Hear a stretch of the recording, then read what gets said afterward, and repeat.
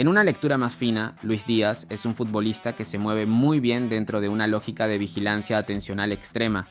Su atención no parece dispersa, está orientada al gesto defensivo del rival, al hueco que se abre en medio segundo, al momento exacto en el que puede salir disparado. Eso explica por qué su impacto no depende únicamente de la estética del regate, sino de la calidad de su lectura inmediata. Ve un microespacio y lo ataca antes de que el bloque tenga tiempo de reorganizarse. Esa capacidad de anticipación, unida a su potencia física, lo convierte en un futbolista que no solo rompe líneas, rompe tiempos. Su gran virtud, entonces, es que representa una forma de agresividad competitiva muy bien encauzada. No es un jugador pasivo que espera inspiración, es un jugador con una disposición casi permanente a la intervención.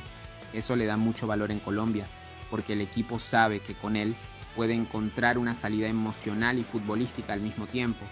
Cuando Lucho entra en ritmo, su entorno se reorganiza, el lateral se proyecta distinto, el mediocampo busca antes el cambio de orientación y el rival empieza a defender con más respeto de la cuenta, no porque él intimide con gestos teatrales, sino porque su perfil genera una amenaza real, sostenida y repetitiva. Díaz juega con una intensidad que parece venir de un estado permanente de hiperactivación. No entra al partido para acomodarse, entra para alterar el entorno, subir la temperatura emocional del duelo y llevar al rival a un terreno de incomodidad continua. Su forma de competir tiene mucho de impulso primario, de respuesta inmediata, de vigilancia constante sobre el espacio y el oponente. No espera a que el juego madure, lo interrumpe. Eso, visto desde una lectura más clínica, se parece a un futbolista con un nivel muy alto de activación simpática, alguien que vive el contacto, el sprint y el duelo como una descarga necesaria para sostener su funcionamiento competitivo. Lo más interesante de Luis Díaz es que su agresividad no es caótica en el mal sentido, está organizada por una especie de compulsión funcional al desorden. Él no crea caos porque sí, lo utiliza como mecanismo para romper la estabilidad del rival. Presiona, ataca por fuera, cambia de ritmo, encara, vuelve a presionar y vuelve a atacar.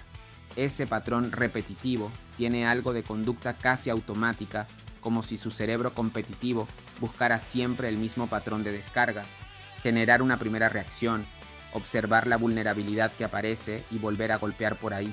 En términos psicológicos, eso es una fortaleza enorme porque le permite sostener una identidad ofensiva muy clara, pero también lo vuelve un futbolista cuya eficacia depende mucho de que su nivel de activación no caiga ni se descontrole. Desde el punto de vista de la personalidad competitiva, Luis Díaz transmite rasgos de tolerancia alta a la frustración funcional.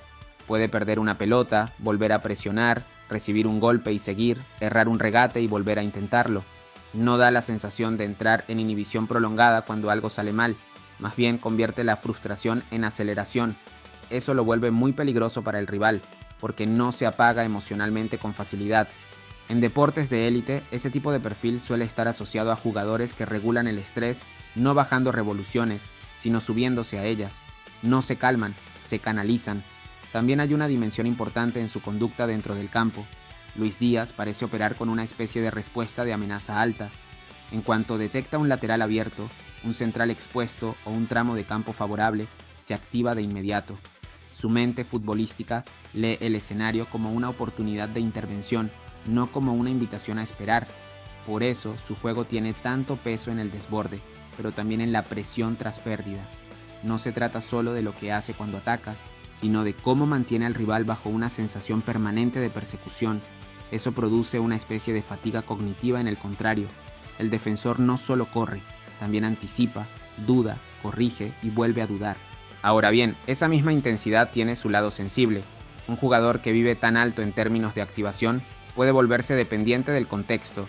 Si no encuentra espacios, si el equipo no lo acompaña o si el partido le corta el flujo, su impacto puede bajar porque su motor está diseñado para acelerarse, no para administrar. Ahí aparece el reto real, sostener su eficacia cuando el escenario no le regala ventajas. Pero incluso en esos partidos, Luis Díaz sigue siendo valioso porque su sola presencia obliga a modificar comportamientos defensivos. En lenguaje clínico, podríamos decir que su fútbol produce un efecto de hiperalerta inducida en el rival. Lo pone en una situación de vigilancia constante y eso desgasta. Por eso Luis Díaz no es solo un extremo rápido, Es un jugador con una estructura mental de ataque muy marcada, con una personalidad de presión permanente y con una forma de competir que roza la obsesión funcional por desequilibrar. Su valor no está únicamente en ganar duelos, sino en instalar una sensación de inestabilidad en todo el sistema defensivo contrario.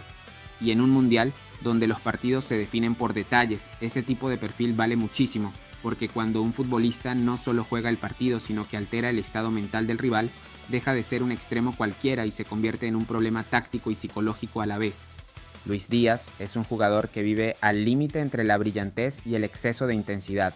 Su valor está en que nunca juega tibio. Aparece para cambiar partidos, incomodar rivales y cargar con presión, pero justamente esa misma energía también puede llevarlo a errores que marcan su historia.